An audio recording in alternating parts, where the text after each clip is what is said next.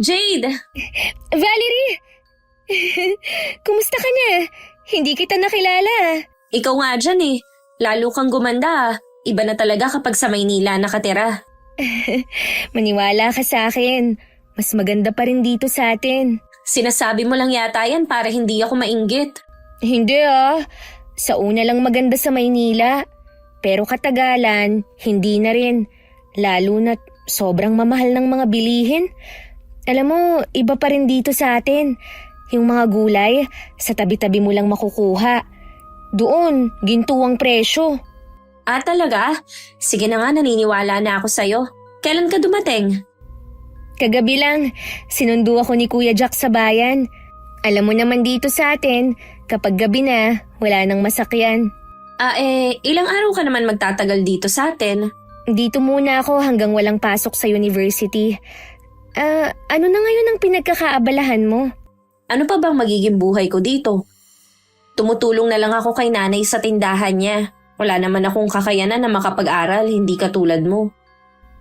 Kung hindi nga lang ako pinapaaral ng tiyahin kong nasa abroad, baka hindi rin ako makapag-aral. Siya nga pala, meron akong pasalubong sa'yo. Talaga?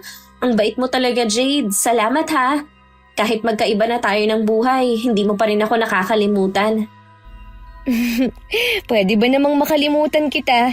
Ikaw ang best friend ko eh. Ako pa rin ba? Akala ko nakahanap ka na ng bagong best friend sa Maynila eh. Inaamin ko na marami akong naging kaibigan sa university na pinapasukan ko. Pero nag-iisa lang kitang best friend. Kahit sa Maynila ka na nakatira, wala ka pa rin kayabang-yabang sa katawan. Hindi naman kasi ako yayaman sa pagiging mayabang. Tsaka wala pa nga akong nararating para maging mapagmataas, no? Mabuti na lang pala napadaan ako dito. Bala ko nga sana na puntahan ka sa inyo eh. Kung nagkataon, wala kang aabutan dun. Oo nga, buti napadaan ka. Tara muna sa likod, sa tinatambayan natin. Magmerienda muna tayo habang nagkwekwentuhan.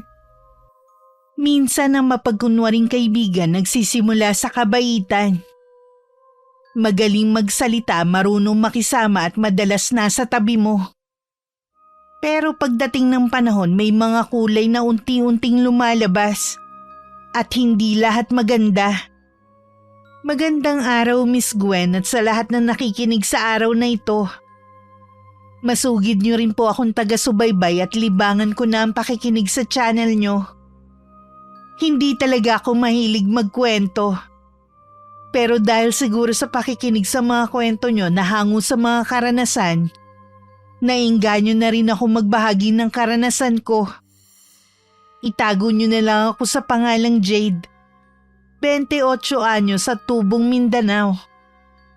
May mga karanasan talaga na kahit anong pilit kalimutan, bumabalik pa rin ang mga alaala na nakaraan. Lalo na kapag meron nagpapaalala sa'yo. Ang ibabahagi kong kwento nangyari nung 23 anyos pa lang ako. Huling taon ko na sa koleyo noon at umuwi lang ako sa amin para magbakasyon. Ano ba yan? Puro ka na nga lang aral sa Maynila aral pa rin dito sa atin. Oh, ikaw pala Val. Saan ka galing? Saan pa ba? Di sa tindahan ni nanay. Tumakas nga lang ako eh. Gusto kasi kitang puntahan dito. Di ba kaya ka nandito dahil nagbabakasyon ka? Bakit libro ang hawak mo? Noon pa man mahilig na akong magbasa ng libro. Sa bagay nga, bata pa lang tayo matalino ka na. Hindi katulad ko na repeater kaya kahit 2 taon ang tanda ko sa'yo, naging magkaklase pa rin tayo. Matalino ka rin naman noon. Tamad ka lang kasing mag-aral. Ikaw talaga ang pinakamatalino sa buong klase. Kaya siguro nang hinayang ang tiyahin mo na hindi ka makapagkolehiyo. Ay, malaki talaga ang utang ko kay Tia Christy. Sa kanya ako unang babawi. Yun din ang gusto ng itay. Ilang buwan na nga lang, gagraduate ka na. Sigurado na maganda ang mapapasukan mong trabaho. Sigurado sa Maynila ka maghahanap ng mapapasukan. Marami naman kasing oportunidad dun eh. Ay, ang swerte mo talaga. Samantalang ako, mabubulok na lang dito sa atin. Ano ka ba, Valerie? Huwag mong sabihin yan. Kung gusto mo talagang magtrabaho sa Maynila, pwede naman kitang tulungan na makarating doon. Naku, ano namang mapapasukan kong trabaho doon? Madalas naman kasambahay ang nagiging trabaho ng mga nakikipagsapalaran sa Maynila. Hindi naman lahat ng pumupunta sa Maynila kasambahay ang nakukuhang trabaho. Dati gusto ko talagang magtrabaho sa Maynila, pero ngayon kasi ayoko nang umalis dito sa lugar natin. Baka kasi mag-asawa na ako sa susunod na taon. May boyfriend ka na pala. Hindi mo man lang sinasabi. Nakalimutan ko lang banggitin sa'yo. Ang dami kasi nating napagkukwentuhan eh. Kilala ko ba kung sino yung maswerteng lalaki na yon? Hindi mo siya kilala dahil taga-kabilang barangay siya. Ah, nga pala, malapit ang piyesta sa kanila. Taon-taon nagpapaparty ang kapitan nila. Doon ko nga siya nakilala eh. Ang saya doon, sama ka ha. Gabi yun, di ba? Alangan naman na umaga ang party. Ikaw talaga? Hindi ko alam kung papayagan ako ng mga magulang ko eh. Lalo na ni Itay na istrikto masyado sa mga ganyan. Pinayagan ka nga niya na mag-aral sa Maynila eh. Kasama ko naman ang anak ng tiyahin ko na kasing higpit ni Itay. Ibig sabihin, hindi ka rin pala malaya doon. Bahay at eskwela lang ako. Bihira din akong makapamasyal. Pero kahit papano, nandun ka na. O paano, sama ka na sa akin? Hindi ko maipapangako ah. Ipagpapaalam kita sa tatay mo. Akong bahala sa'yo. Sigurado na papayagan ka niya dahil ako ang kasama mo. O sige, kung papayagan ako ni Itay, sasama ako. Minsan lang naman eh. Sa 1 linggo pa naman ang sinasabi ni Valerie na piyesta pero pinagpaalam na rin niya ako sa aking mga magulang. Agad na pumayag si inay pero hindi si Itay. Lalo na nang malaman niyang makikitulog kami sa bahay ng kaibigan ni Valerie. Sa huli naman pumayag na rin siya. Kapag walang ginagawa si Valerie, pinupuntahan namin ng mga dati naming kaklase. Ang iba nga sa kanila may sarili ng pamilya at ang ilan naman nagtatrabaho na sa ibang lugar. Madalas din sa bahay na lang kami nakatambay. Siguro hindi lang allowance ang ibinibigay ng tiyahin mo, no? Ang gaganda kasi ng mga damit mo eh. Oo, pero halos lahat ng damit ko pinaglumaan ng pinsan kong si Ate Carla. Halos magkasing katawan lang kasi kami. Ang swerte mo talaga. Jade, baka naman may extra kong damit dyan na pwede kong isuot sa party. Meron ako dito, mamili ka na lang. Dinala ko na kasi halos lahat ng damit ko rito eh. Ang hirap mamili, ang dami kasi at lahat magaganda. Mga padala lang sa akin yan ni Chang. Inuwi ko nga, baka kako gusto ng ate ko. Mamimili muna ako bago mo ibigay sa ate mo. May trabaho naman siya, nakakabili naman siya ng mga gusto niya. Siya nga pala Valerie, magkwento ka naman tungkol sa boyfriend mo. Anong trabaho niya? Sa ngayon, wala. Sira kasi yung minamaneho niyang tricycle. Ha? Tapos balak nyo nang magpakasal? Wala naman pala siyang trabaho. Plano pa lang naman namin yun. Naiinis na rin kasi ako sa bahay namin. Bakit naman? Puro na lang kasi sa akin inasa ni nanay ang mga trabaho. Tumutulong na nga ako sa kanya sa pwesto eh. Sa tingin ko, natural lang yun dahil panganay ka. Si Ate Tere kasi, ganun din nun eh. Dahil siya ang panganay, siya ang laging inaasahan ng mga magulang namin dito sa bahay.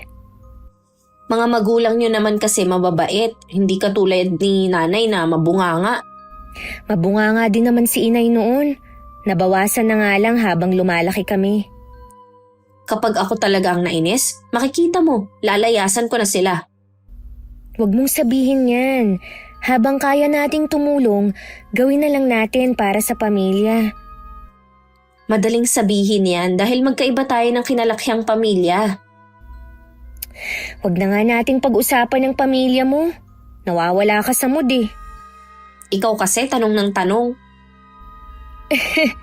Nasisipa talaga ako. Joke lang yun ha. May isusuot ka na bang damit? Wala pa akong napipili. Dapat maganda ka sa araw na yun. Malay mo may makilala kang pogi sa party. Hindi yan ang priority ko sa ngayon. Oo, baka naman namimili ka lang. Gusto mo yata taga Maynila din eh. Hindi ko pa nga yan naiisip. Huwag kang maingay dyan. Baka marinig ka ni Itay eh. Baka mamaya, hindi na ako pasamahin sa'yo. Oo nga pala, istrikto ang tatay mo. Nasa labas naman siya eh. Naku, matalas ang pandinig nun.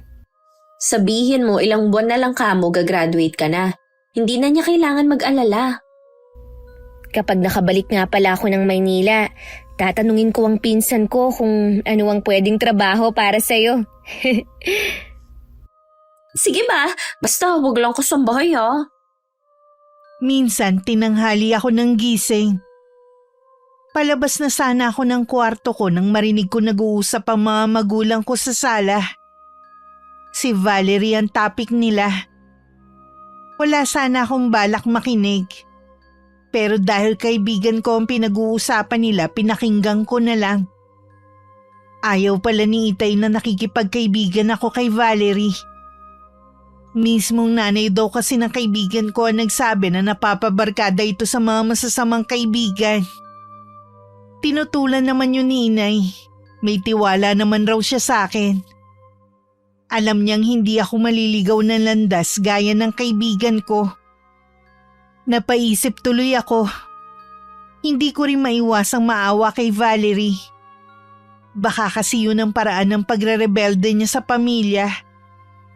Pero hindi pa rin tama na sirain ang buhay niya. Naisip ko rin na baka makatulong na sa Maynila siya magtrabaho. Isang araw bago ang piyesta sa kabilang baryo, dumalaw ulit si Valerie. Nagkataon na nasa duyan ako at nagpapahinga. Kitang-kita ang excitement sa mukha niya. Bakit ngayon ka lang ulit dumalaw? Pasensya ka na. Nagkita kasi kami ng boyfriend ko eh. Binanggit ko nga sa kanya na kasama kitang pupunta. Excited na nga siyang makilala ka eh. Sabi nga niya ipapakilala ka sa mga pinsan at kaibigan niya. Sana sinabi mo na hindi ako interesado. Kaya lang ako sasama eh, para pagbigyan ka. Ang KJ mo naman, ipapakilala ka lang naman. Kapag nagpahiwatig, tsaka mo barahin. Meron sana akong gustong itanong sa'yo eh. Ano yung itatanong mo? Narinig ko kasing nag-uusap ang mga magulang ko tungkol sa'yo. Masamang impluensya daw sa'yo ang boyfriend at mga kaibigan mo. Siguro si nanay ang nagsabi sa kanila. Si Inay talaga ang hilig siraan si Brian. Mabait at magalang naman sa kanila yung tao. Siguro ayaw nila sa kanya dahil wala ngang trabaho. Mamimili pa ba sila? Mahirap lang din naman kami. Alangan naman na maghanap ako ng mayaman. Hindi naman siguro ganun. Ang gusto lang nila yung kaya kang buhayin. Pwede ba Jade? Para ka ng nanay ko eh. Akala ko pa naman kakampi kita. Kakampi mo naman ako ah. Kaya nga kita pinangangaralan eh. Huwag mo munang husgahan si Brian base lang sa narinig mo. Kilalanin mo muna siya. Mabait at marunong makisama ang boyfriend ko, no? Tama ka nga. Pasensya na kung nahusgahan ko agad siya. Okay lang. Basta bukas ha, pagkatapos ng almusal, pupuntahan na kita dito. Ha? Ang aga naman nating pupunta. Medyo malayo kasi at mahirap ang sakayan kaya mabuti na yung maaga tayong makaalis. Tsaka para marami tayong mapuntahan ng mga bahay. Para bang kilala mo lahat ng mga nakatira dun ah. Para ka namang hindi nasanay sa piyesta dito sa atin na kahit hindi mo kilala pwedeng makikain. Sa bagay nga. Matanong ko nga pala, tayo lang bang dalawa? Oo tayo lang. Huwag na tayong magyaya ng ibang tao. Taga doon naman lahat ng kaibigan ko eh. Sige, puntahan mo na lang ako bukas dito sa amin. O paano, aalis na ako ah. Yun lang naman ang sinadya ko dito eh. Baka kasi makalimutan mo. Excited na rin naman ako makipiesta bukas. Huling punta ko yata sa piyestahan nun, high school pa ako sa isa naming kamag-anak. Kaya rin naman ako excited dahil sa sinasabi ni Valerie na party sa gabi. Sabi niya kasi hindi lang yun basta sayawan lang gaya nung mga unang panahon. Nung gabi nga binanggit ko ulit kay inay. Tumango lang naman siya. Wala sa bahay si Itay at ilang araw muna siyang matutulog sa isang kapatid na sa bayan nakatira. May kailangan lang daw asikasuhin ng magkapatid. Nagbilin lang si inay na mag-iingat kami ni Valerie. Kinabukasan nga nagbibihis pa lang ako nang dumating na ang kaibigan ko. Nagsuot lang ako ng maong, t-shirt at rubber shoes. Kabaliktaran naman ng suot niya na bestida at sandals na may takong na galing sa akin. Makapal din ang makeup niya. Ang aga mo ah. Sinadya ko talagang maagang umalis sa bahay. Nagbubunga nga na naman kasi si inay. Hindi ka na nasanay. Teka, ang ganda mo ngayon ah. Maganda ka rin naman. Yun nga lang, napakasimple mo pa rin manamit. Mas komportable ako dito sa suot ko. Para makatakbo ako ng mabilis kung sakali. Parang may naaalala tuloy ako nung habulin tayo ng aso nun. Grabe, isa yun sa mga karanasan na hindi ko makakalimutan. Ako din naman eh. Wala yata ang itay mo. Nanay mo lang kasi ang nakita ko sa labas. Nasa bayan siya, sa kapatid niya. Baka sa makalawa pa siya makauwi rito sa amin. O ano, handa ka na ba? Teka lang, bigla akong kinabahan eh. Excited ka lang kaya kabado ka. Magsasaya tayo ngayong araw na to. Halika na! Kukunin ko lang ang bag ko. Sigurado ako na hinihintay na tayo ni Brian. Sabi ko kasi aagahan natin eh. Nagpaalam ulit ako kay inay na abala sa pakikipagkwentuhan sa kapitbahay namin. Matagal din bago kami nakasakay. Ganun talaga sa lugar namin. Palibhasa nga kasi ilan pa lang ang may tricycle na pamasada. Kung walang maghahatid papasok sa lugar namin, wala talagang masasakyan palabas. Nang sulyapan ko si Valerie, hindi na maipinta ang mukha niya. Lihim na lang ako naiiling dahil mula pa noon mainipin na siya. Lagi kasi itong apurado na para bang maiiwan. Umaliwalas lang ang mukha niya nang may humintong tricycle sa harap namin. Pagdating naman sa labasan, kailangan pa namin sumakay ng jeep at isa pang tricycle. Mainit ang panahon kaya hindi pa man kami nakakarating, hulas na ang makeup niya. Sinabihan ko na lang siya na mag-ayos pagdating namin. Nang sa wakas makarating kami sa bahay ng boyfriend niya, mainit naman ang pagtanggap nila sa amin. Kahit maaga pa, marami na rin bisita ang nandun. Kumain ka lang ng kumain, Jade. Huwag ka mahihiya ha. Salamat. Ang saya pala ng piyesta nyo rito, no? Lalo na mamayang gabi. May party dun sa may basketball court. Hindi lang yun basta party. Bumabaha din dun ng inumin at pagkain. Ganun ba? Hindi ba rito mahirap sumakay kapag alanganing oras? Kararating nyo lang pag uwi na agad ang iniisip mo. Huwag ka mag-alala. Ihahatid ko kayo ni Val sa pag-uwi nyo. Naitanong ko lang naman. Mamaya ipapakilala kita sa mga kaibigan ko. Huwag ka mag-alala. Mababait ang mga yun. Nabanggit nga pala ni Val na sa Maynila ka daw nakatira? Pansamantala lang naman habang nag-aaral pa ako. Siguro matalino ka. Hindi naman. Masipag lang akong mag-aral. Bakit hindi pa yata bumabalik si Valerie? Ayun siya kausap yung pinsan ko. Marami talaga siya mga kakilala dito. Madalas ba siyang nandito? Oo, lalo na kapag nag-aaway sila ng nanay niya. Matagal na ba kayo ng kaibigan ko? Naku, wala pa kaming 1 taon. Hindi ba niya naikukwento sa'yo? Nakwento naman. Jade, may boyfriend ka bang naiwan sa Maynila? Ha? Wala. Pag-aaral kasi ang priority ko ngayon. Ibig mo sabihin, pagkatapos ng pag-aaral mo, tsaka ka lang tatanggap na manliligaw? Hindi pa rin eh. Dahil ang importante sa akin, makahanap ako agad ng trabaho. Ah, ganun ba? Eh siguro, minamadali ka na ng mga magulang mo na makatulong sa kanila. Hindi naman. Dahil may hanap buhay naman ng mga magulang ko. Ang swerte mo naman. Hindi ka tulad ng kaibigan mo. Kanya-kanya lang siguro tayo ng swerte sa buhay, Brian. Siguro nga. Ay, kukuha na lang kita na mainom ha. Sige lang. Mula nang dumating kami, iniwan lang ako ni Valerie sa boyfriend niya at kung kani-kanino na siya nakipag-usap. Parang tiwala siya na wala namang mangyayari sa akin kahit maiwan akong mag-isa. Nakita ko pang nilapitan siya ni Brian at dinala siya sa hindi mataong lugar. Sandali pa nila akong sinulyapan bago nag-usap. Ayos ba ang kaibigan ko, ha? Oo naman. Kaya lang halatang suplade. Ngayon lang yan dahil hindi ka pa niya ganun kakilala pero mabait yan. Papakilala ko siya kina Tristan mamaya. Nasaan na ba ang mga yon? May inaasikaso lang. Maya-maya na andito na rin sila. Siguradong matitipuhan si Jade na mga kaibigan mo. Sigurado yun. Ay, siya nga pala. Umiinom ba yung kaibigan mo? Hindi eh. Paano yan? May inuman mamaya ang tropa. Alangan namang tubig lang o juice ang inumin niya. Kakausapin ko siya mamaya. Sigurado akong papayag yan. Hinahanap ka nga niya eh. Parang batang naiwan ng nanay niya kanina. Ikaw na muna ang bahala sa kanya.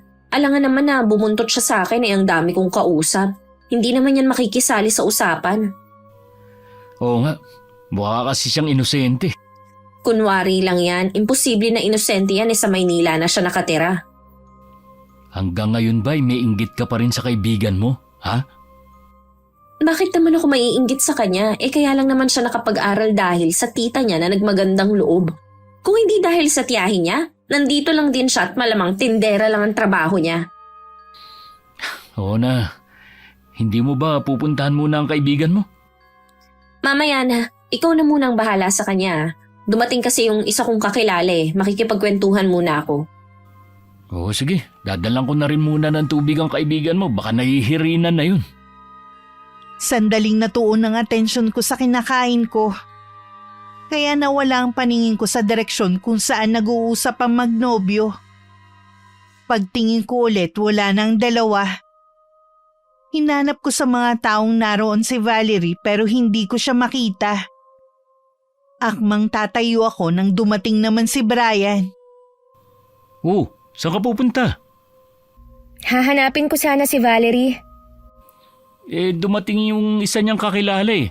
Ako na raw muna ang bahala sa'yo. Oh, eto na nga pala yung tubig mo. Siya ang nagsama sa akin dito pero iniwan lang niya akong mag-isa. O hindi ka naman nag-iisa eh. Nandito naman ako. At sa akin kanya pinagkatiwala. Iba pa rin kasi kung siya ang kasama ko. Kumain ka na lang muna. Tapos mamaya pupuntahan natin siya.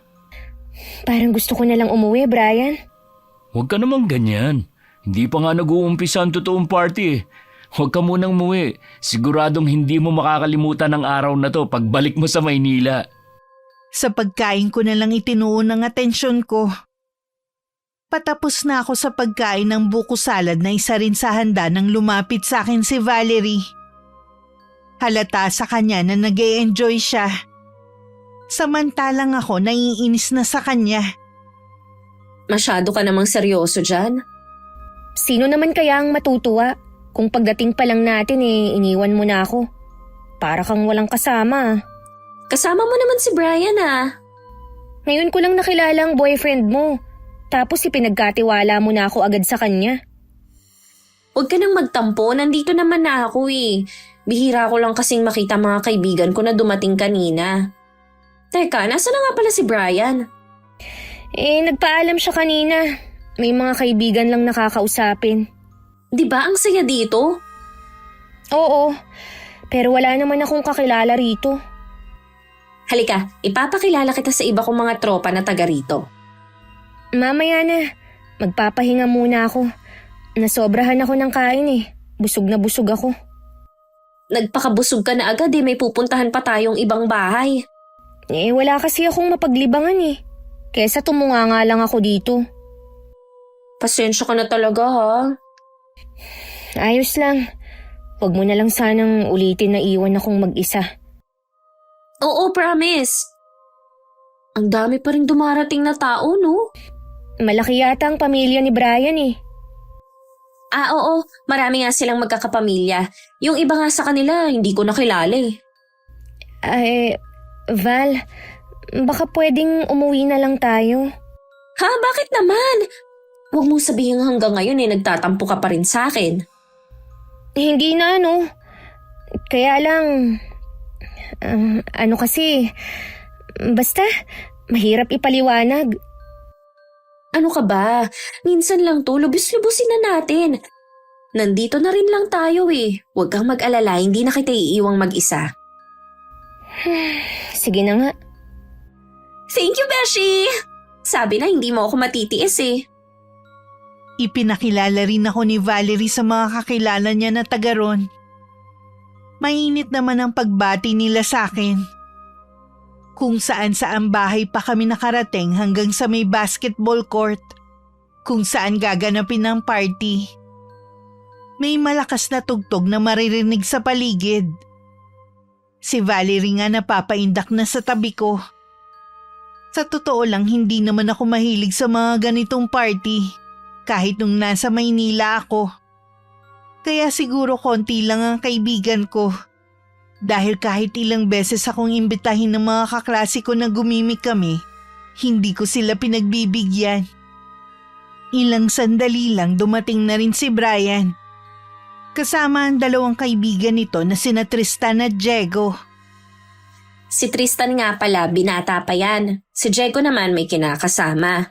Sayang, hindi nakarating ang ibang kaibigan ni Brian. Mas masaya sana. Anong oras nga pala mag-uumpisa ang party? Uy, excited na rin siya. Hindi tinatanong ko lang. Wala pa kasi akong nakikita ng mga tao Maya-maya pa siguro, hindi pa nga bukas yung mga stall sa loob na nagtitinda ng mga alak at pagkain Di ba kapag ganito, dapat merong mga tanod na nakabantay para maiwasan ang gulo. Mamaya siguro meron na yan. Ano kaya ang pinag-uusapan ng tatlo? Baka mga kalukuhan lang, alam mo naman, mga lalaki. Sa totoo lang, ngayon lang ako makaka-attend sa party. Dito pa talaga sa probinsya natin. Nasa Maynila ka na, hindi mo pa sinasamantalang pagkakataon. Hindi nga kasi ako mahilig sa lugar na maiingay.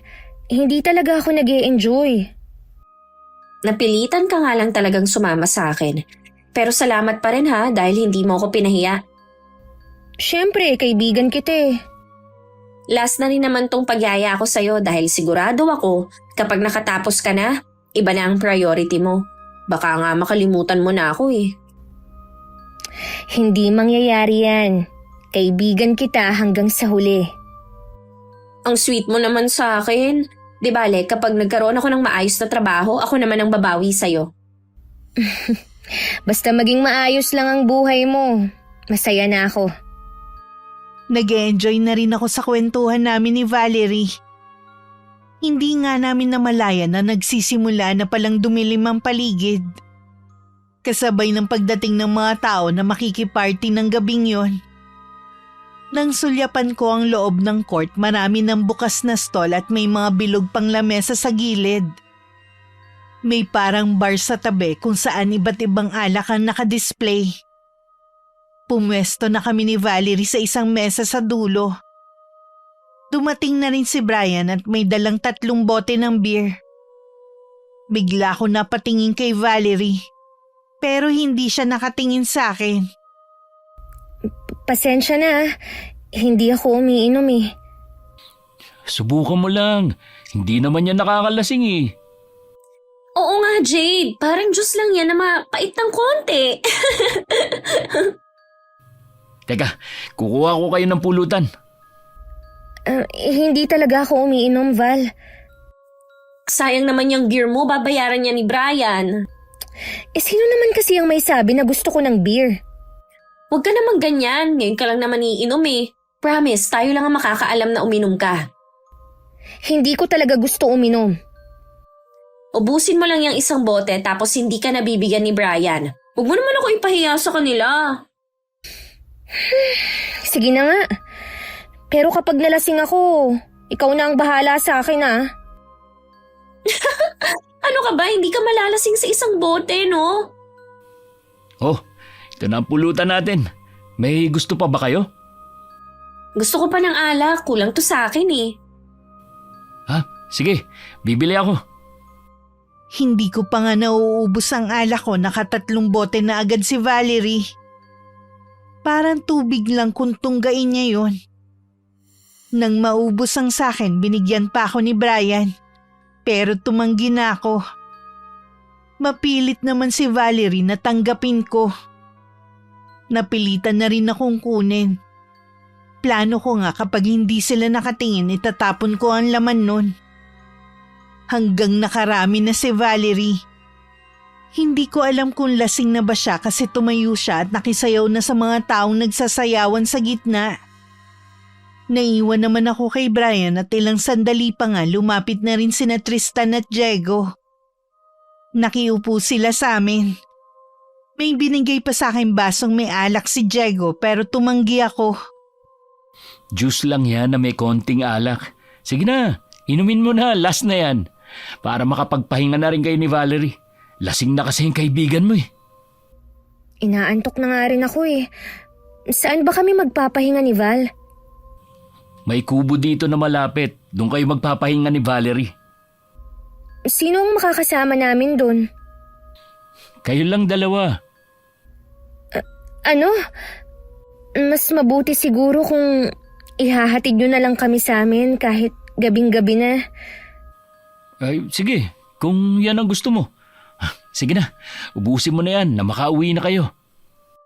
Dahil nakatutok ang mga mata ko sa baso na may alak, hindi ko napansin ang makahulugan tinginan ng tatlo.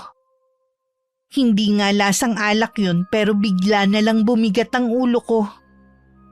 Hinagod-hagod ko pa ang batok ko. Nagdodoble na rin ang paningin ko at nakakaramdam ako ng matinding antok. Pilit ko lang nilalabanan ng kagustuhan kong pumikit. Lumapit naman si Valerie. Ayos ka lang ba, Beshi? Valerie, umuwi na tayo. Mukhang nag-e-enjoy ka naman eh. Kunwari ka pa na ayaw mong uminom. Hindi, Val. Umuwi na tayo. Nahihilo na kasi ako eh. Hindi muna tayo uuwi hanggat hindi ko sinasabi. Dito ka muna ha, sila na muna ang bahala sa'yo. Uy, wag mo kong iwan dito. Huwag mo naman hilahin ang damit ko, baka mapunit naman. Dito ka lang. Sige na naman oh. Ano ba nangyayari sa'yo? Huwag mo sabihin sa akin na lasing ka na. Yung alak. Ay, teka, ikukuha kita ng kape. Dito ka muna, hindi ka naman nila pababayaan eh. Ayoko. Iwan mo na siya, kami na ang bahala sa kanya. Mag-enjoy ka lang dyan. Sige, ayoko naman masayang ang gabing to sa pagbabantay sa'yo. Diyan ka lang muna ha. Valerie! Pinilit kong tumayo pero nanginginig ang tuhod ko. Alam kong hindi pa ako lasing dahil nakakapag-isip pa ako. Tumingin ako sa baso na wala ng laman at sa tatlo. Pare-pareho silang nakangisi sa akin. Kahit nangihina, pilit akong tumayo para makaalis sa lugar na yun. Pero pinagitnaan ako ni Diego at Tristan. Nagpumiglas ako sa kanila pero wala akong lakas. Lumingon pa ako sa kinaroroonan ni Valerie na nakikipagsayaw. Hindi ko makakalimutan ang tingin niya sa akin. Alam ko na sumigaw ako pero nilamon lang ng malakas na tugtog ang boses ko. Sa isang abandonadong lote malapit sa gubat ako dinala ng tatlo na nagtatawanan pa. Nasisiguro kung meron silang inilagay sa ininom ko kanina at ngayon meron silang balak na masama. Kahit nangihina, sumisigaw at humihingi ako ng tulong. Baka sakaling may makarinig sa akin. Maawa na kayo! Valerie, tulungan mo ako! Valerie!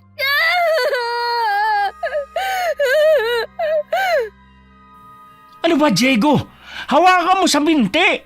Ikaw naman, Tristan, huwag kang parang tuod dyan.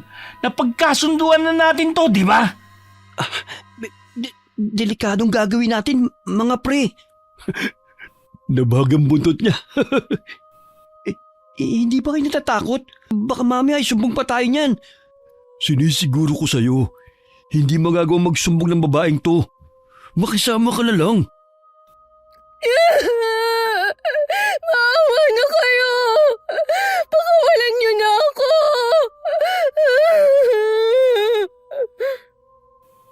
Tumigil ka na nga sa kangangawa mo, kanina ka pa eh! Ano bang kasalanan ko sa inyo? Pakawalan niyo ako! Ang lakas pa rin kahit pinainom na natin ang gamot. Sabi na nga ba, meron kayong inilagay sa iniinom ko. Mga hayop kayo! Valerie! Valerie, tulungan mo ako!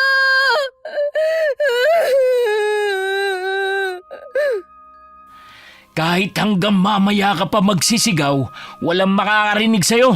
Hindi darating si Valerie para tulungan ka. Hindi totoo yan! Nangako siyang hindi ako pababayaan!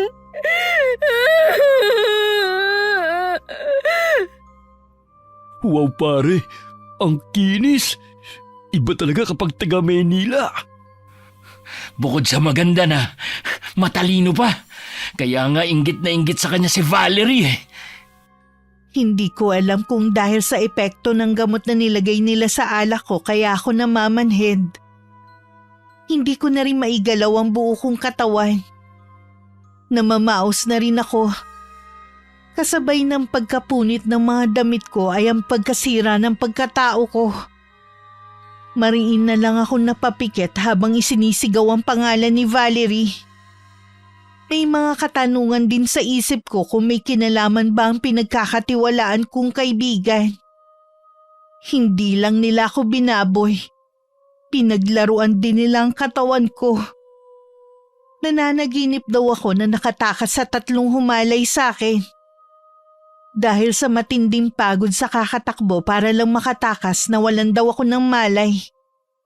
Ang huling natatandaan ko may agos ng tubig ako naririnig sa di kalayuan. Wag! Huwag kang lumapit! Maawa ka! Wag po! Wag po! Huminahong ka, Iha. Hindi kita sasaktan. Sino ka? Nasaan na ang mga demonyong yun? Nandito ka sa kubong pahingahan namin. Ano ba nangyari sa iyo, ha?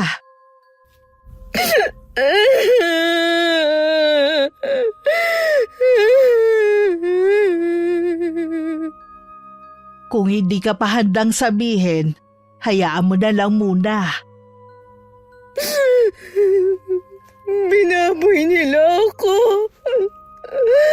Mga hayop sila.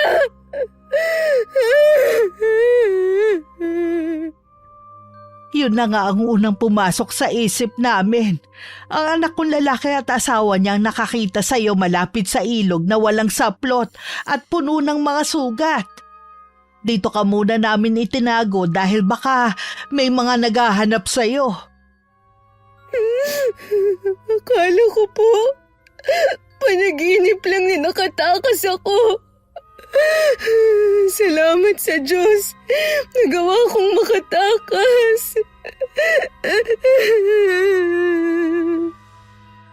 Nakilala mo ba sila, Iha? Opo, yung isa sa kanila, boyfriend ng kaibigan ko. Sumama lang ako para makipiesta. Nangako siya na hindi niya ako pababayaan. Bakit ka naman hinayaan ng kaibigan mo na mapahamak? May kutob po ako na alam niyang mangyayari sa akin dahil sa sinabi ng boyfriend niya.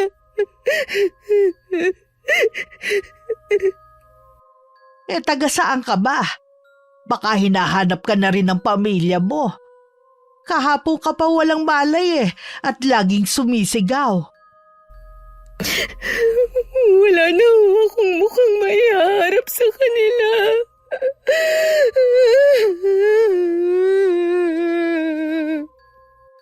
Kailangan mo maging matatag lalo na ngayon. Kailangan magbayad ang mga taong bumaboy sa iyo. Gustong gusto ko silang pagbayarin. Kaya lang po, baka hindi ko kayanin ang sasabihin ng mga tao sa akin.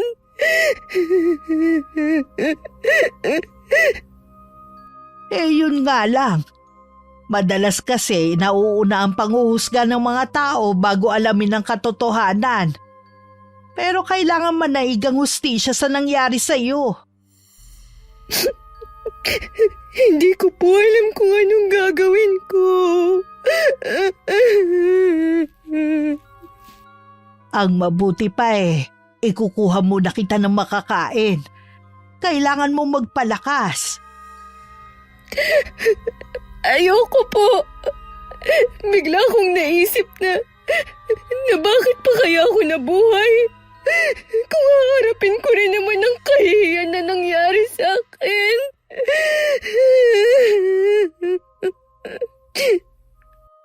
May dahilan ng lahat, iha. Isipin mo na lang ang mga mahal mo sa buhay. Kung ano ang mararamdaman nila kung mawawala ka. Siguro nga po, may dahilan. At isa na rin ang para makapaghiganti sa ginawa nila sa akin. Hindi lang sakit ng buong katawan at puso ang nararamdaman ko ng mga sandaling yun. Maging matinding galit. Hindi lang pambababoy ang ginawa nila sa akin, kundi sinira nilang mukha at balat ko. Puno kasi ng paso at sugat ang buo kong katawan.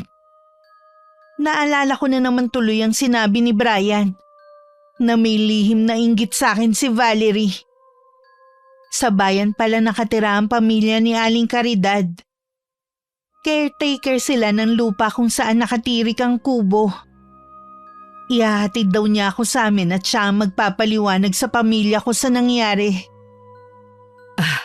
Magaling talaga ang halamang gamot na ito. Mabilis na tuyo ang mga sugat mo.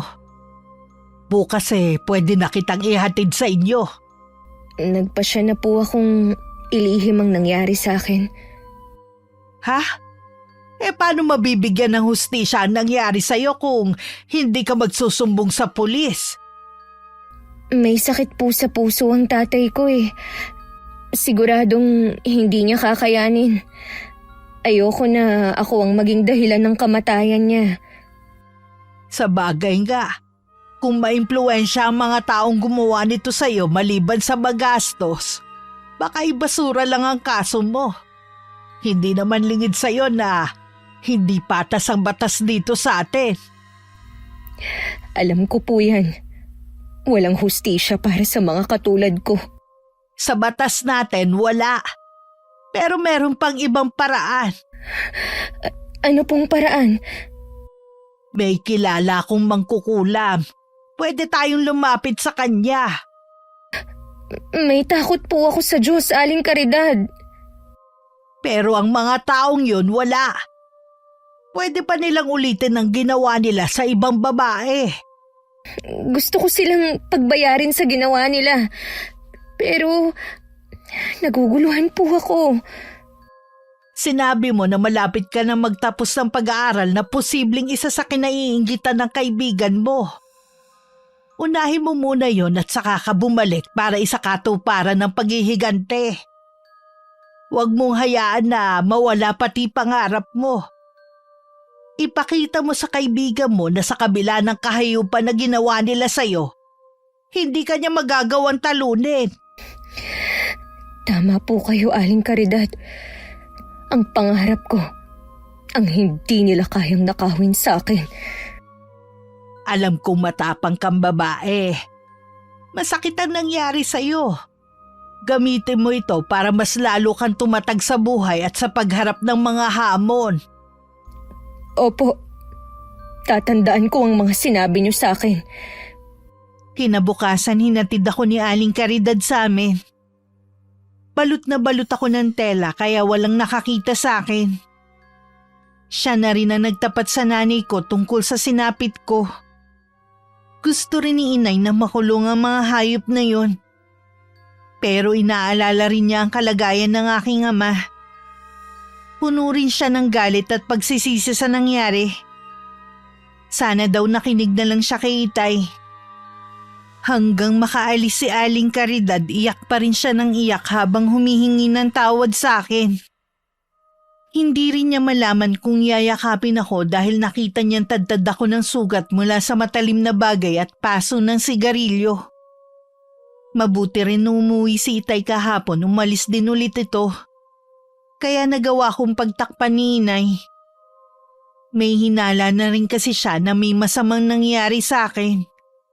Lalo na nang malaman niyang nakauwi na si Valerie. Wala naman po kayong kasalanan eh. Hindi niyo kailangang humingi ng tawad. Kasalanan ko, anak. Ipinagkatiwala kita sa kaibigan mo. Patawarin mo ako at wala akong magagawa para mabigyan ng hustisya ang nangyari sa iyo. Hindi ko man sila maipakulong. May ibang paraan pa naman. Anong paraan? May kilalang mangkukulam si Aling Caridad. Kasalanan ang lumapit sa isang mangkukulam dahil hindi naman galing sa Panginoon ang kapangyarihan nila kundi sa dyablo. Pero mas masahol pa sa demonyo ang mga taong lumapastangan sa iyo. Kaya sang-ayon ako na ipakulam natin sila, anak. Palipasin po muna natin ang pangyayari. Bakit patatagalin pa? Ngayon na, para mabigyan na ng hustisya ang nangyari sa'yo. Isama mo na rin ang ahas mong kaibigan. Mas magiging matindi ang balik sa kanila kapag inakala nila na tuluyan na akong nanahimik. Hayaan na lang po muna natin. Sige, anak. May tiwala naman ako sa'yo, pero kailangan silang magbayad lahat. Mas matindi dapat ang mangyari sa kanila, higit sa naranasan mo. Sisiguruhin ko po yun. Wala akong ititira na awa sa kanila. Kulang na lang magdugo ang palad ko sa matinding pagkakakuyom nito. Sinabi ko rin kay inay ang plano kong maagang pagbalik sa Maynila. Ayoko kasing makita ni Itay ang itsura ko. Pumayag naman si inay at siya na lang ang magpapaliwanag kay Itay pagdating nito. Nung araw ng alis ko, biglang dumating si Valerie. Akmang yayakapin niya ako nang itulak ko siya. Punong-puno ng pagtataka na napatitig siya sa akin. Ang kapal naman ng mukha mo para magpakita pa dito. Alam ko na nagagalit ka sa akin dahil iniwan kita. Hindi ko kasi alam kung saan ka nagpunta eh. Sa tingin mo, ganun ako kababaw para magalit sa ganyang dahilan? Tingnan mo ang itsura ko ngayon. Ang bawat peklat na yan, ang laging magpapaalala sa kababuyan yung apat. Hindi ko alam ang nangyari sa'yo. Naaksidente ka ba? Ang galing mo ring magmaang-maangan, no? Hanggang kailan ka magpapanggap na tunay kong kaibigan, ha? Jade, magkaibigan tayo. Best friend pa nga. Hindi kita kaibigan! Wala akong kaibigan na kasing sama mo! Nagtiwala ako sa'yo, Valerie.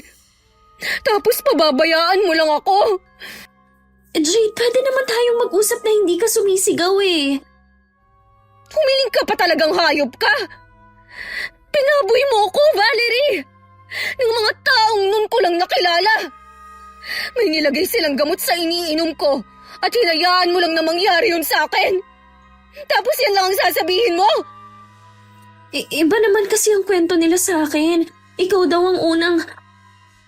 Sila pa ang paniniwalaan mo, ha? Pagkatapos mong sabihin na kaibigan kita.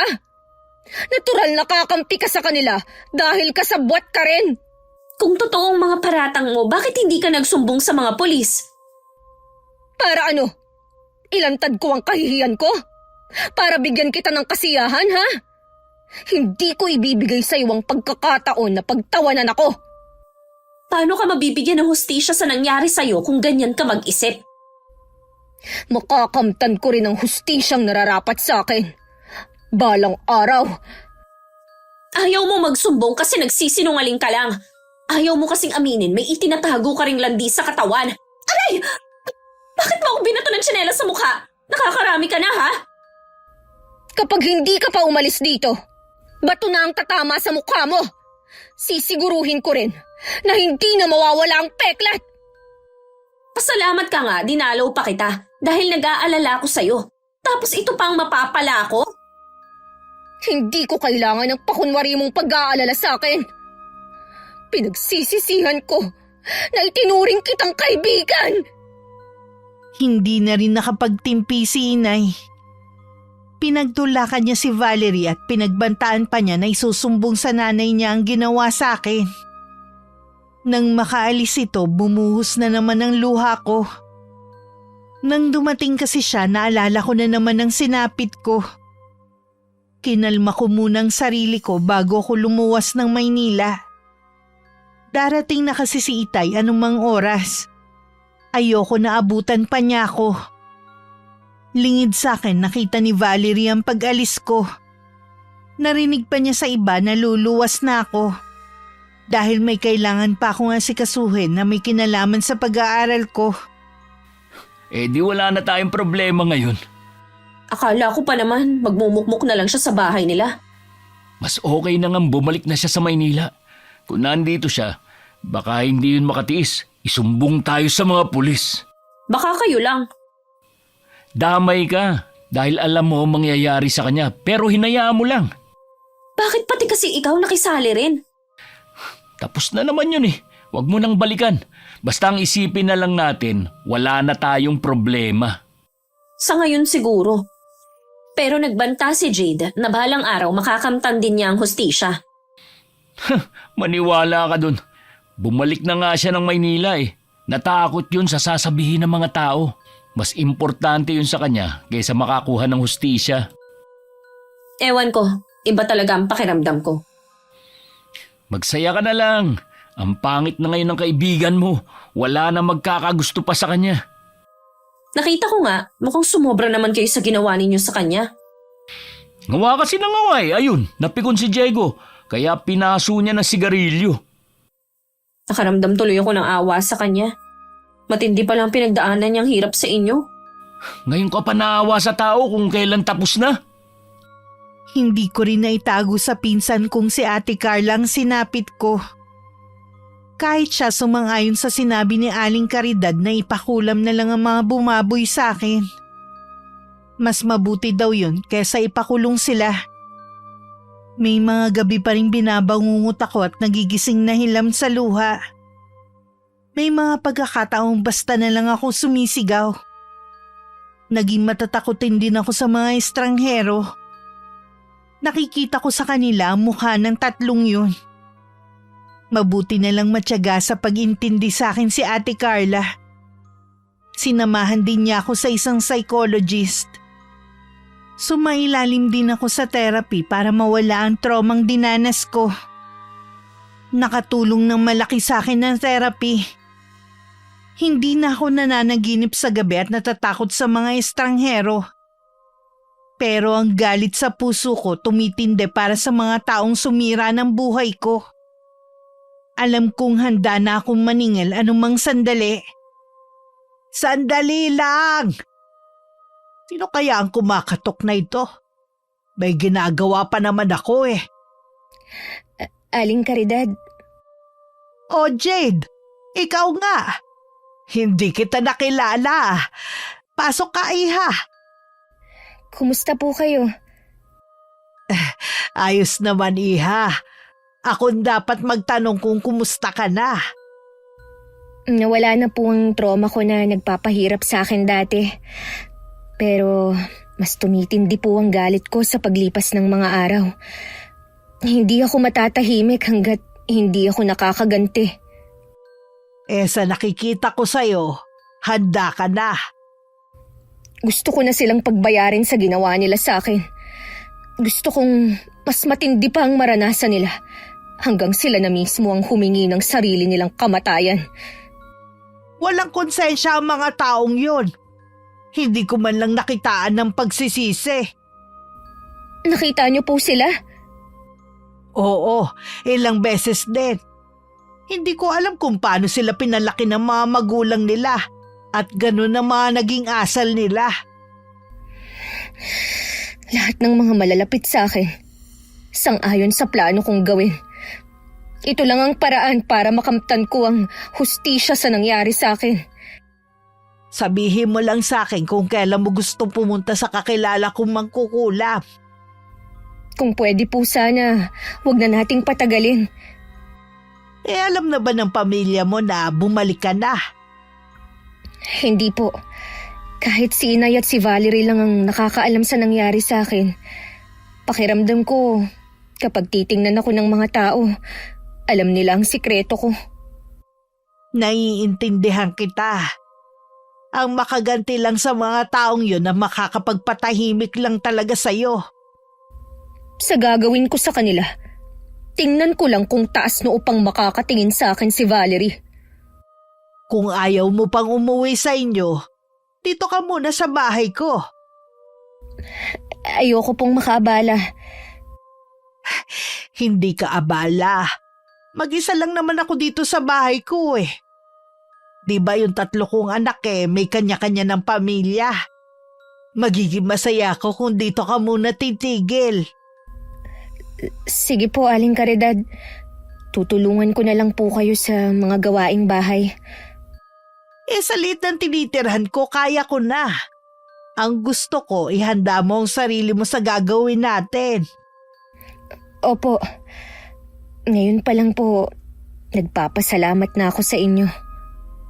Sana balang araw makita na kitang nakangiti. At hindi lang puro kalungkutan ang maaaninag ko sa mga mata mo. Dahil alanganin na ang oras, bukas na namin pupuntahan ng mangkukulam na si Aling Lupe. Ayon kay Aling Caridad, dalaga pa siya, kilala na niya yun. Napadpad ang pamilya daw nito sa probinsya namin dahil meron tinatakasan sa kanila. Kinatatakutan raw talaga ito dahil sa mga kumakalat na balita na baka mangkukulam daw ang babae. Nalingid sa nakakarami, totoong may alam nga ito sa karunungang itim. Mabagsik na mangkukulam si Lupe. Pero sa kabila nun pinipili lang niya ang tinutulungan niya. Bakit po? Minsan na kasi siya nagkamali noon. Inosente pala ang taong kinulam niya. Pinaniwalaan niya ang taong lumapit sa kanya. Huli na nang malaman niya na mali ang kanyang ginawa. Ang taong humingi ng tulong sa kanya ang totoo palang masama. Iyon po bang dahilan kung bakit siya napadpad dito sa atin? Oo. Binuko rin ng taong yun ang tunay niyang pagkatao. Kaya hinahanap siya ng pamilya ng kinulam niya. Marami po bang lumalapit sa kanya? Oo, pero hindi lahat pinagbibigyan niya. Naging maingat na kasi siya at tinatanggihan rin niya kapag taga rito ang lumalapit sa kanya. Iniiwasan niya kasi na may makaalam din ng sekreto niya. Paano po kung hindi niya ako tulungan? Huwag ka mag-alala. Kahit taga rito ka, tutulungan ka niya. Binanggit na kita sa kanya dati nung dinalaw ko siya. Malapit po pala kayo. Ako kasi ang una niyang naging kaibigan sa lugar na to nung bagong dating pa lang sila ng pamilya niya. Bukod tanging ako lang din ang hindi humusga sa kanya. Maswerte po siya dahil naging totoong kaibigan kayo sa kanya. Kahit alam niyo ang sikreto niya, hindi niyo siya ipinahamak. Hindi katulad ni Valerie.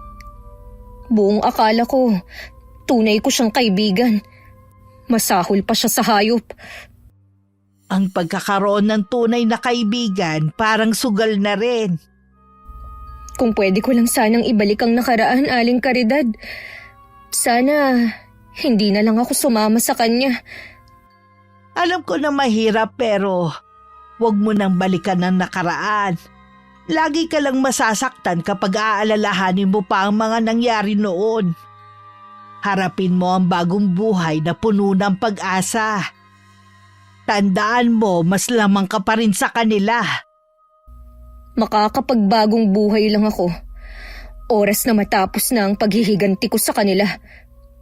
Gusto ko rin masaksihan kung paano sila maghirap. Magpahinga na tayo, iha, at maaga pa tayo bukas. Pinagamit muna sa akin ni Aling Caridad ang dating kwarto ng anak niya. Habang nakahiga, paulit-ulit kong naaalala ang mga nangyari noon. Imbis na takot, galit ang nangingibabaw sa akin. Ilang buwan ko rin pinaghandaan ng gagawin ko at ngayon matutupad na rin. Hindi na ako makapaghintay kung anong sasapitin nila. Kinabukasan kahit konti lang ang tulog ko, maaga pa rin akong bumangon. Naabutan ko na si Aling Caridad sa kusina. Pagkatapos ng almusal, lumakad na kami. Sa loob pala ng gubat nakatira si Aling Lupe. Mas pinili daw nito na manirahan malayo sa karamihan. Dahil mabait naman daw ito sa mga iilan na liligaw sa loob ng gubat. Nirerespeto ang mga to ng mga taga ron. At hindi ginagambala sa kabila ng kumakalat na balita tungkol dito. Isang kubo ang nakatirik sa bakuran na napapalibutan ng mga iba't ibang klase ng halaman. Mahilig talaga sa mga halaman si Lupe. Lalo na ang mga namumulaklak. Ang gaganda nga po lahat eh. Mahilig din po ako sa halaman. Yun nga lang, hindi ako nakakabuhay. Pwede natin siyang tanungin kung anong sikreto niya. Unahin po muna natin ang sadya ko. Sige iha. Sigurado akong hinihintay na niya tayo ngayon. Alam po niyang pagpunta natin ngayon? Oo iha. Malakas ang pakiramdam niya. Walang maitatago sa kanya. Nagpauna na sa paglalakad si Aling Caridad. Siya na rin ang kumatok at kusa namang bumukas ang pinto kahit walang nagbubukas nun. Bago siya pumasok, lumingon muna siya sa akin. Sumunod na rin ako agad. Sa loob may babaeng nakaupo habang may hawak na tungkod. Matiim ang titig niya sa akin na para bang binabasa niya ang kaloob-looban ko. Puro galit ang laman ng puso mo. Hindi po ito mawawala hanggat hindi ako nakakaganti sa ginawa nila sa akin. Nababasa ko sa isipan mo ang gusto mong mangyari. Yon ang gagawin ko. Pero sa isang kondisyon, walang makakaalam sa paglapit mo sa akin. Huwag ka mag-alala. Walang makakaalam sa bagay na ito. Mabuti na yung malinaw.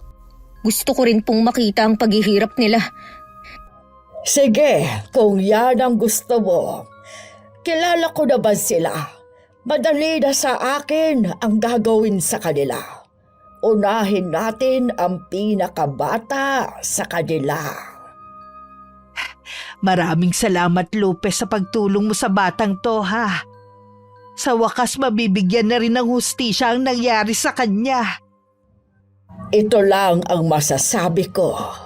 Makakamtan mong hustisya, pero hindi ako sigurado kung makakamtan mo din ang kapayapaan ng puso at isipan mo. Hindi ko alam kung ano ang ibig sabihin ni Aling Lupe sa huli niyang sinabi. Ang mahalaga, magagawa ko ng makaganti sa kanila. Pagkagaling namin sa kubo ni Aling Lupe, imbis na gumaan ang pakiramdam ko para bang mas lalong bumigat ang dinadala ko. Pinagkibit-balikat ko na lang yun. Nung araw ding yun, isinagawa na ng mangkukulam ang ritual. Maghihintay na lang ako ng resulta. Nagkita ng araw na yun sina Valerie at Brian. Halatang problemado ang lalaki. Nagtataka naman ang kaibigan ko kung bakit ang boyfriend lang niya ang dumating. Inaasahan kasi niya kasama nito sina Diego at Tristan. Bakit ikaw lang? Nasaan na yung dalawa? Wala sa mood si Tristan eh. Anong ibig mong sabihin? Busy ba siya sa kasal niya? Hiniwalayan siya ng mapapangasawa niya. Ha? Bakit naman? 10 araw na lang ikakasal na sila. Yun na nga eh. Kahapon daw galing sa kanila si Beth. Sinabi nito sa mismong harapan ng pamilya ni Tristan na hindi nito magagawang magpakasal sa isang rapist. Paano nalaman ni Beth yun? Tayo lang nakakaalam sa nangyari ah. Hindi ko nga alam eh. Hindi rin alam ni Tristan kung paano nalaman ng nobya. Tinadtad tuloy siya ng mga tanong ng pamilya niya. Sabi nga ni Diego, parang masisiraan na ng bait yung kaibigan namin. Baka mamaya madulas siya. Sigurado na damay tayong lahat dito. Siya nga pala, umuwi na ba yung kaibigan mo? Hindi ko alam eh. Hindi naman kasi ako nagagawi banda sa kanila. Pero matagal na yung nakapagtapos. Baka pinili na lang niyang manatili sa Maynila. Sana, wag na siyang bumalik dito. Sa dinanas niya, baka sinumpa na niya ang lugar natin. Hindi ko maiwasang kabahan eh.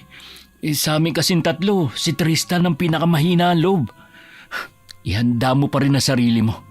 Baka may mangyari na hindi natin inaasahan. Puntahan kaya natin siya para maramdaman niya na may kakampi pa rin siya. Oo, puntahan natin siya. Hindi natin siya pwedeng iwan sa gitna ng pinagdadaanan niya. Pinuntahan nga ng dalawa si Tristan sa kanila. Nang mga oras na yun, nag-aamok ito habang hawak ang itak ng ama. May mga nasugatan na dahil sa pag-awat sa kanya. Kung susuriin, para na siyang nasisiraan na ng bait. Umiiyak at tumatawa kasi siya. Pilit siyang kinakausap ni Brian na ibaba na ang hawak pero para siyang walang naririnig sa paligid niya. Tristan, nakikiusap ako sa'yo. Di ba magkaibigan tayo? Hayop ka! Magpakita ka sa akin, matanda ka! Hindi ako natatakot sa'yo! Sino bang matanda ang tinutukoy niya? Hindi ko alam. Mukhang wala na siya sa sariling katinuan. Ang dami na niyang nasaktan. Mabuti pa lumayo na tayo. Baka pati tayo madamay. Tumigil ka sa kakatawa mo! Hindi ako nakikipaglokohan sa'yo! Wala na talaga. Hayan na mga pulis. Sila na bahala. Oh, bakit natitigilan ka dyan? Para kasing nakita ko si Jade sa umpukan ng mga tao eh. Ha? Sigurado ka? Oo, yung tingin niya, nakakatakot. Para bang nagbabanta? Pumunta ka kasi sa kanila para malaman mo kung talagang nasa kanila lang siya. Oh, sige, pupunta ako doon. Nahuli naman ng mga pulis si Tristan pero kinailangan nitong ilipat sa mental hospital. Dahil sa ginagawang pananakit sa kapwa bilanggo. Tumatawa, umiiyak daw ito at laging may kausap. Dahil sa kahihiyan na nararanasan ng pamilya niya, hindi na kayanan ng ama niya kaya inatake sa puso. Ibang saya ang nararamdaman ko. Sa wakas kasi nakaganti na ako sa isa sa mga humalay sa akin. May 3 pa na kailangang magbayad. Balita ko binibenta na ng pamilya ni Tristan ang mga ari-arian nila para pambayad sa mga taong nasaktan niya. Hindi naman kasi biro ang magpagamot. Pati pamilya niya tuloy, nadamay sa ginawa niya. Ganun talaga ang sumpa ni Lupe. Walang kasing lupet. Pati pamilya niya ay nagbayad sa kasalanan niya. Sunod naman si Diego. Nanginginig ako sa galit sa tuwing naaalala ko ang ginawa niya. Gusto ko siyang durugin ng pinong-pino. Alam na ni Lupe ang gagawing parusa sa kanya. Sa wakas, unti-unti ko nang nakakamit ang hustisya. Konti na lang at makakapagbagong buhay na rin ako na walang bigat na dinadala sa puso ko. Malapit na rin yon, iha. Konting paghihintay na lang. Siya nga pala. Kung gusto mong dumalaw sa pamilya mo, magsabi ka lang ha. Namimiss ko na nga rin po sila eh. Pero hindi pa ako handang magpakita sa ngayon. Gusto ko munang tapusin ang ginagawa kong paghihiganti. Pagkatapos ng lahat ng ito, iha, alisin mo na ang galit dyan sa puso mo. Ipunin mo na lang ang pagmamahal mula sa mga taong nasa paligid mo. Hindi ko alam kung mawawala pa ito. Pero susubukan ko na maging normal ulit ang takbo ng buhay ko. Kahit nagumpisa na ang sumpa, hindi pa rin ako makatulog sa gabi. Kung ano-ano ang pumapasok sa isip ko. Napansin na rin ni Aling Caridad ang pagbagsak ng katawan ko. Ipinagtapat ko naman na hindi lang ako makatulog sa gabi. Isang tsaang pinapainom niya sa akin bago ako matulog. Dahil doon nakakatulog na ako ng mahimbing. Ilang araw pagkatapos ng nangyari kay Tristan, noon lang ulit nagkita ang magkasintahan. Hanggang ng mga sandaling yun, hindi pa rin sila makapaniwala sa nangyari. Nag-aalala ako kay Diego. Naapektuhan talaga siya sa nangyari kay Tristan. Ano ba nangyayari ngayon kay Diego? Kung ano-ano kasi sinasabi niya eh. Sabi nga ng kinakasama, hindi na daw natutulog sa gabi. Laging balisa. Nung makausap ko nga, lagi niyang sinasabi na meron daw bumubulong sa kanya na siya na ang susunod. Baka naman mamaya mabaliw din siya gaya ni Tristan. Kaya nga nag-aalala ang kinakasama niya eh. Kabuuanan pa naman niya. Ayoko sanang sabihin to pero hindi kaya binabagabag na sila ng konsensya dahil sa ginawa ninyo kay Jade? Di sana noon pa. Ilang buwan na nakakalipas eh. Hindi ko lang kasi maiwasang isipin. May mga pagkakataon nga na naiisip ko si Jade eh. Kung napatawad na ba niya ako. Pumunta ka na ba sa bahay nila? Si nanay ang galing sa kanila. Nabanggit daw ng tatay nito na nasa Maynila pa at merong inaasikaso. Hindi pa alam kung kailan ang uwi. Kahit gaano katagal, siguradong uuwi siya dahil hindi niya matitiis ang pamilya niya. Namalikmata lang siguro ako nung sabihin ko na nakita ko siya. Oh, nag-chat si Diego ngayon lang. Anong sabi? Pupunta daw dito. Mabuti pa, bili ka ng alak at pulutan. Maya-maya, nandito na yun. Nagpapagas lang daw siya. O sige.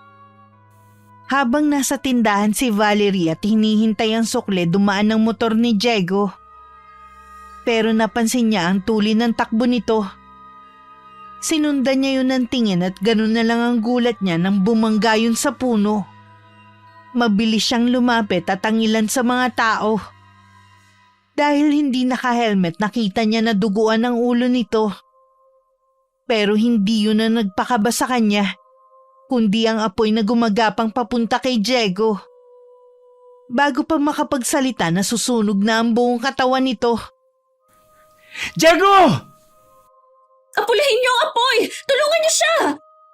Merong lumapit na may basang kumot at tinakip sa katawan ni Diego. Parang gustong bumaliktad ng sikmura ng mga naroon. Dahil amoy sa paligid ng nasunog na laman. Ang apoy, parang nakita kong mukha ni Jade. Tumawag kayo ng tulong! Kailangan madala si Diego sa ospital! Huwag kang tumayo lang dyan, Valerie! Humingi ka ng tulong! Oo! Ilang minuto lang naman nadala na agad nila sa ospital si Diego. Kahit hindi pa nila nakakausap ang doktor, alam nilang kritikal ang kondisyon nito.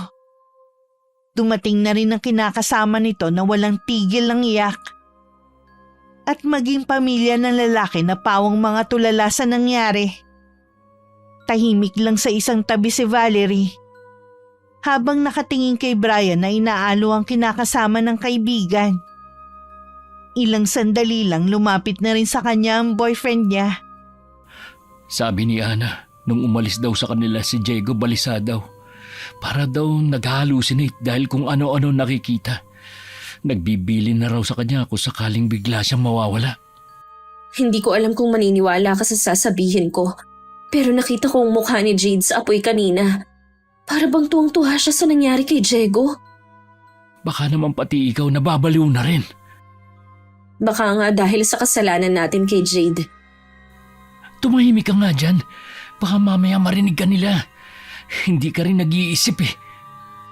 Bigla kong naalala ang huli naming pag-uusap. Parang siguro siya na balang araw, makakamit din niyang hustisya sa nangyari sa kanya. Ibig mo sabihin, may kinalaman siya sa nangyayari ngayon? Malay mo naman, di ba?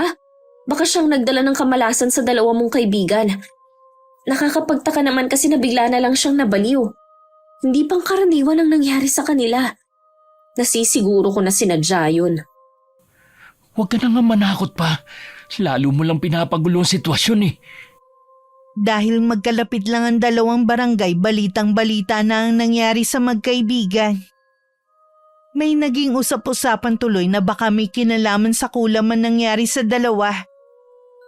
Lalo na bigla na lang nawala sa sarili ang mga yon.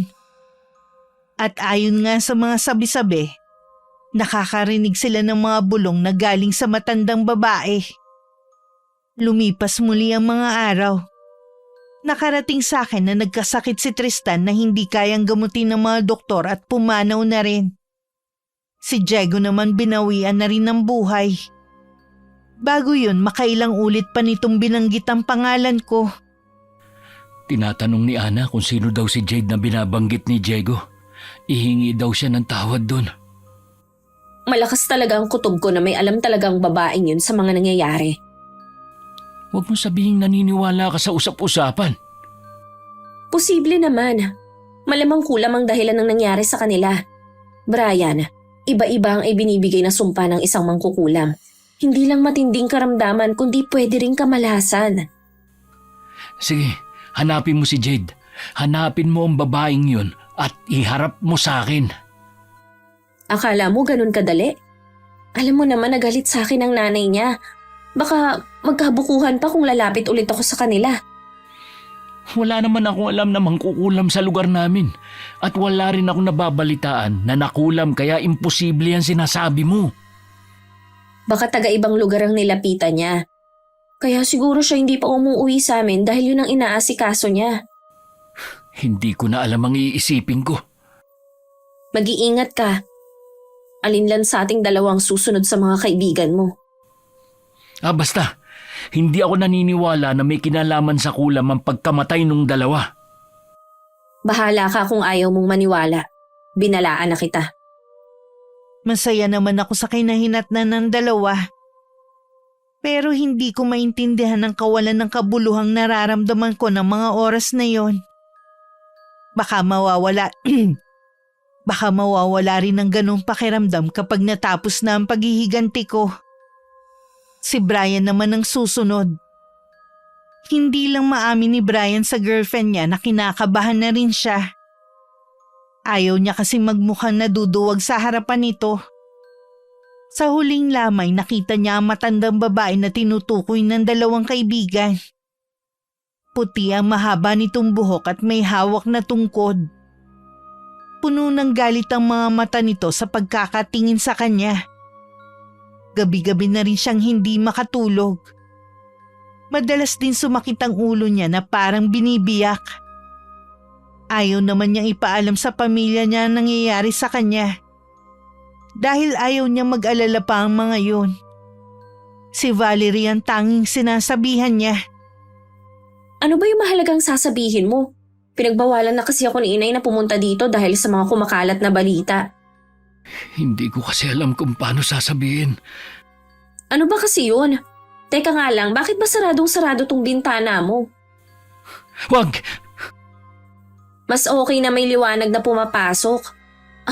Ano nangyari sa'yo? May sakit ka ba? Yun nga ang gusto ko sabihin sa'yo eh. Bigla na lang namanas ang buo kong katawan. At 1 linggo na ako hindi makapagbawas. Bakit hindi ka nagpatingin sa doktor? Pambihira ka naman. Hindi lang yun ang problema. Yung ari ko kasi nabubulok. Hindi ko alam kung bakit. Diyos ko, bakit ngayon mo lang sinabi? Sa palagay mo kaya ganun kadali, ha? Paano kung kumalat sa mga taga rito? Hindi ko gusto mapahiya. Mas gusto mo pang lumala ang kondisyon mo, ha? Mabuti pa dadalhin na kita sa ospital. Paano kung... Huwag mo munang isipin ang hiya mo.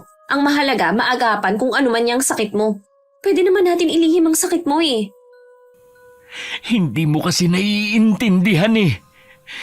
Hindi ko na rin mailakad ang mga paa ko, kanina lang to.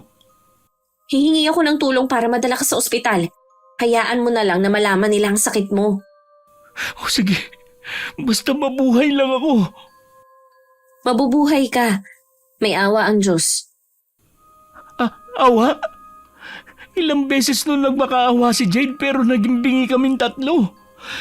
Ilang beses niyan tinawag ang pangalan mo. Ikaw lang ang iniisip niya makakapagligtas sa kanya pero hindi ka dumating. Huwag na muna natin yan pag-usapan. Lalabas lang ako para humingi ng tulong. Nang madala sa ospital si Brian, agad naman siyang inasikaso ng doktor at nurse. Tinunan siya ng dugo at ihe para sa lab test. At kung ano-ano pang pagsusuri ang ginawa sa kanya. Pero kahit ang doktor nagtataka na normal lahat ang lumabas sa resulta. Para makasiguro muling sinuri ng ibang doktor ang binata pero ganun pa rin ang resulta. Habang nasa ospital lalo siyang nanghihina. Kaya nagpauwi na lang siya sa bahay nila. Dahil abala ang mga magulang at kapatid sa trabaho, nagboluntaryo na lang si Valerie na siya na muna mag-aalaga rito. Habang tumatagal, lalong lumalala ang kalagayan nito. Dapat kasi hindi ka lumabas ng ospital eh. Mas maaalagaan ka nila doon. Lalo ako nanghihina dun eh. Kesa naman na nandito ka lang sa bahay. Pasensya na kung naaabala kita ha. Hindi ka abala sa akin. Ang gusto ko lang gumaling ka. Hindi na ako gagaling, Valerie. Parusa na to sa akin ng kaibigan mo. Ilang beses akong nagpunta sa kanila. Nakausap ko na rin ang nanay ni Jade. Hindi niya inaamin kung nasan ang anak niya. Pero sabi niya, karma na raw sa inyong nangyari. Kinumpirma na rin ng albularyo na may kumukulam sa akin. At aminado siyang hindi niya kayang talunin ang mangkukulam na gumagawa nito. Tanging makakapagpagaling sa akin ang mapatawad ako ni Jade. Baka ako nang isusunod niya. Imposible naman na kayo lang ang gantihan niya. Kaya kailangan mo siya mahanap at humingi ng tawad bago mahuli ang lahat. Saan ko naman kaya siya hahanapin? Huwag ka mawalan ng pag-asa. Lagi kang pumunta sa kanila. Baka bigla siyang sumulpot dun. Paano ka? Hindi naman ako mawawala dito eh. Unahin mo muna ang kaligtasan mo. Babalik na lang ako dito. Nang mga sandaling yon, nagpasya na akong umuwi na sa amin. Namimiss ko na talaga ang pamilya ko. Siguradong alam na ni inay na ako na sa likod ng pangyayari sa magkakaibigan. Sa amin ko na rin hihintayin ng balita sa mangyayari kay Valerie. Nalungkot naman si Aling Caridad dahil aalis na ako. Matatahimik ka na rin. Nabigyan na ng hustisya ang nangyari sa'yo. Mas matindi pa ang sinapit nila. Gusto ko rin po na makita si Valerie bago umepekto ang sumpa sa kanya. Siguradong may ideya na sila kung sino ang nasa likod ng nangyayari. Magsisiman sila. Huli na ang lahat. Sila ang nagtulak sa akin para gawin ko to. Umalik lang sa kanila ang mga ginawa nila. Aling Caridad, utang ko po sa inyo ang lahat. Kung hindi ko po kayo nakilala, baka hanggang ngayon, naghihintay pa rin ako ng hustisya. Maaaring masama ang ginagawa ni Lupe, Pero dahil din sa kanya napaparusahan ng mga masasamang tao. Nung bata pa kami ni Valerie, laging panakot sa amin ang tungkol sa mangkukulam. Sabi kasi nila, nangunguha ito ng mga batang babae at kinakain. Ngayon, hindi na ako takot dahil kay Aling Lupe. Sana dalawin mo pa rin ako rito. Dadalawin ko po kayo lagi. Mag-iingat ka ha. Hangad ko na sana mas maging matagumpay ka pa sa buhay. Mahigpit pa ako niyakap ni Aling Caridad. Sa sandaling panahon, naging malapit na kami sa isa't isa. Nalulungkot din ako pero kailangan ko rin makita ang pamilya ko. Hindi pa naman yun ang huli naming pagkikita. Pagdating sa bahay, mahigpit ko niyakap ang mga magulang ko. Akala ng mga yun galing pa ako ng Maynila. Nang kami na lang ni Inay, ipinagtapat ko sa kanya ang lahat. Hindi na rin naman siya nagulat dahil may hinala na nga raw siya. Gaya ng dati kapag nandun ako, nakatambay ako sa duyan sa labas habang hawak ang isang libro. Napapapikit na nga ako nang marinig ko ang boses ni Valerie. Tama nga ang balita. Umuwi ka na nga daw. Uuwi naman talaga ako dahil dito ang bahay namin. Jade, siguro naman nabalitaan mo nang nangyari ka na Tristan at Diego. Wala na sila. Ngayon naman dinapuan ng hindi maipaliwanag na sakit si Brian. Hindi lang sakit ang nararamdaman niya, pati na rin kahihiyan dahil sa karamdaman niya. Yung iba wala nang ang simpatsya, tinatawanan pa siya. Ganun ba? Yan lang ba ang sasabihin mo, ha? Anong gusto mong marinig? Karma na yun sa kanila. Dahil sa pambababoy nila sa akin. Tama lang na magdusa sila, higit sa naranasan ko. Yun ba ang gusto mong marinig, ha? Ang gusto kong marinig kung ikaw ba ang nagpakulam sa kanila. Diba? Hindi ka naman naniniwala sa kulam? Dati yun, pero mula nang masaksihan ko ang nangyari kay Brian at sa dalawa niyang kaibigan, nagbago ang lahat. Kaya sabihin mo na kung ikaw ba ang nagpakulam sa kanila. Hindi ba dapat ikaw ang umamin sa kasalanan mo sa akin? Bakit baliktad yata? O ano? Hindi ka makasagot? Pwes, wala ka ring karapatan na tanungin ako. Jade, maawa ka naman kay Brian, oh. Hirap na siya eh. Pati ang pamilya niya nahihirapan na rin. Ngayon, gusto mong maawa ako sa kanya? Bakit, Valerie? Naawa ba sila sa akin? Nung haling-hina nila akong pinagsasamantalahan, ha? Kung tutuusin, kulang pa nga yun eh. Ano pa bang gusto mong gawin ko para mapatawad mo siya? Bakit, Val? Ano bang kasalanan ko sa'yo? Ganun ba katindi ang galit mo sa akin para ipahamak ako? Aaminin ko na, noon pa lang naiinggit na ako sa'yo. Kahit kasi mahirap lang kayo ng pamilya mo, masaya kayo. Tapos, natupad mo pa ang pangarap mo, samantalang ako mabubulok na lang dito. Sapat na bang dahilan yun para talikuran mo ko bilang kaibigan mo? Nangako ako sa'yo, di ba? Hahanapan kita ng trabaho sa Maynila dahil gusto kitang hilahin pataas. Pero ito pa ang igaganti mo sa akin. Patawarin mo na ako. Nagsisisi na ako sa mga ginawa ko. Magsisi ka man. Huli na ang lahat. Jade, ayokong matulad sa kanila. Maawa ka sa akin, oh. Hindi ko na kayang pigilan ang nakatadhana sa'yo. Eto, nakaluhod na ako sa harapan mo. Nagmamakaawa ako sa'yo. Patawarin mo na kami ni Brian. Umalis ka na. Nakakaabala ka na kasi sa'kin. Jade, sandali. Kapag hindi mo binawi ang sumpa kay Brian, ipagkakalat ko na ikaw ang nasa likod ng mga nangyari sa kanila. Gawin mo. Hindi ako natatakot. Hindi ko na pinansin ang pagtawag niya sa akin. Kahit kailan talaga walang sinseridad ng mga sinasabi niya. Lalo tuloy ako nagitngit sa galit. Gusto ko na makita ang mangyayari sa kanya. Agad naman ibinalita ni Valerie ang tungkol sa akin kay Brian. Sinabi rin niya kung ano ang napag-usapan namin. Hindi ka rin talaga nag-iisip no? Imbis na magpakumbaba ka, pinagbantaan mo pa. Lumuhod na nga ako sa harapan niya pero ayaw pa rin niya tayong patawarin.